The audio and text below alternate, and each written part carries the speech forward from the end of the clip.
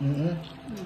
Ay, liptok na ganyan. Nakita ko doon sa taas ng bahay ng kakambina. Ang galit ng kakambina. Nagpupul? Amang kasanakin na yun.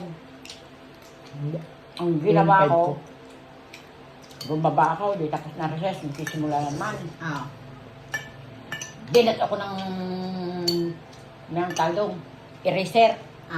Eh, ba't yung ko binato? Hindi ko makayunaan, no? Yung ibang eskwela binabato din. Ay, sa mukha naman na yun, ba't nagagalit?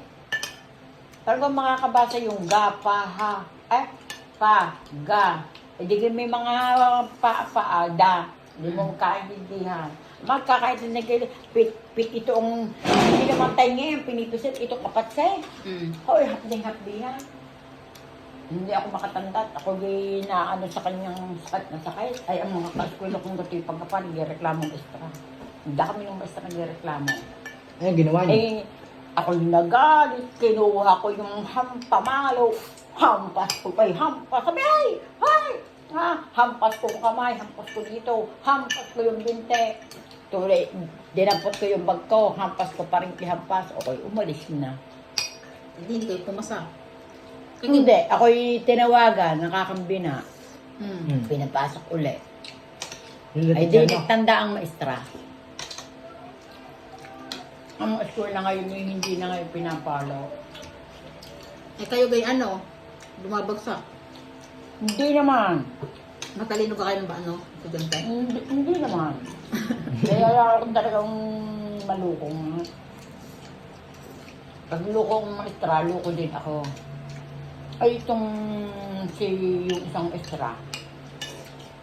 Ay, galing din. Ay, manda ka sa akin. Ang kakambinay, alam na ang ginagawa eh. Yung ina ni Mr. Andan.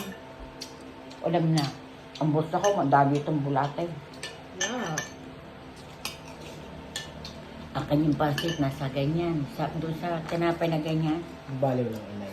Ilalagay ko doon ng bulate. O, yaon-yaon ako. Ay, kita pala ako doon sa ano, dahil yung batalan, yung hagdan, ay yung taas, ganyan-ganyan. Ako sinisilip. Basically, may ginawang kalokohan naman. Tapos ang soft drinks, nilagyan ko ng asin. Dahil lang asin ng una, yung kawayan, ganyan. Doon, bubutasan mo yun, at doon nakalagay ang asinan. Ayun. Kaya na. Kayo hindi nakakakita ano? Mali yan, inyong tingin. Ano yan, sabi niya sa balaw? Ayan si Esther, ungol ng ungol.